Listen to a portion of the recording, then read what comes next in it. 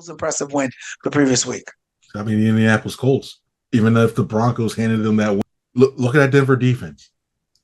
When you look at what the Colts have offensively, it ain't that much. Jonathan Taylor, Pierce, I forget the rookie tight end, but he's looked actually pretty decent right now. I like the way they have there. And Daniel Jones going against that vaunted defense that actually has some players there. I put it as a top 10, probably a top 5, 6 defense in my opinion. I think they have some pieces, and they're all young too, which is like they're going to be a problem. And I know it was on the Broncos on the road, but the Broncos are a playoff-esque team. They're a playoff team. They're one of the 3, I think, that comes out of like one of the 3 that can seriously discuss coming out the AFC West, which is shocking to say now. It's not the one I thought it was. So, Chiefs. So AFC West would be competitive, though. We know it would be competitive. Yeah. And so they go on the road. You're able to handle and go toe-to-toe for a while. And the fact that you look at this offense, and just overall, I'm shocked that Shane Steichen has done this, to go 10 possessions straight without having to punt. You're getting points it constantly puts a lot of pressure on the other team. It's a great stat. And it's a great stat. It's them. So it's like you look at the Colts, like those Colts, the one that which is actually more of an indictment to the whole Anthony Richardson thing, because you knew that he had to develop. You know, he took a chance to develop, and they're not doing that. You're taking Daniel Jones, who was like, but you're able to make something of it. Overstayed his welcome, which he has for many of years, or is actually Shane Steichen coach. I like Shane Steichen as a coach, as a person, and everything else, but that was just, you could have gotten more out of Richardson, I think. But oof. For me, there were a couple of things that kind of caught my eye. The Packers beating the Commanders, I thought was a very strong win for Green Bay.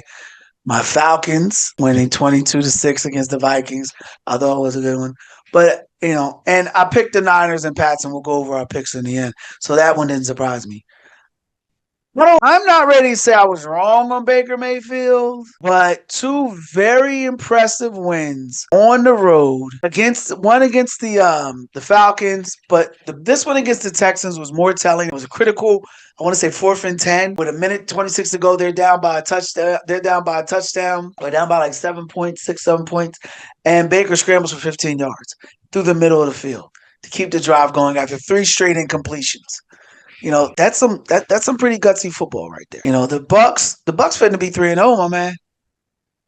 The Bucks are finna be 3-0, and that's because they got the coordinator from the Lions coming in. But, it's you have to give the Bucks not only credit, but we have to admit now that at this point, for me, I have to admit now that Baker Mayfield is playing good football. And the Bucks are playing in the division where they got one viable opponent in the Falcons, who are 1-1, and they already got the 1 win ahead of the Falcons.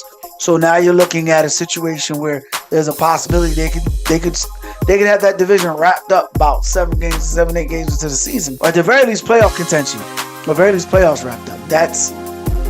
So for me, them beating Houston 20-19 in Houston, and possibly not really, because I won't say they put a nail in Houston's coffin, just because it's an NFC, AFC opponent, and Houston also plays in the AFC South. So, there's that chance there. But I will definitely say that win was one of the more impressive wins this early in the season.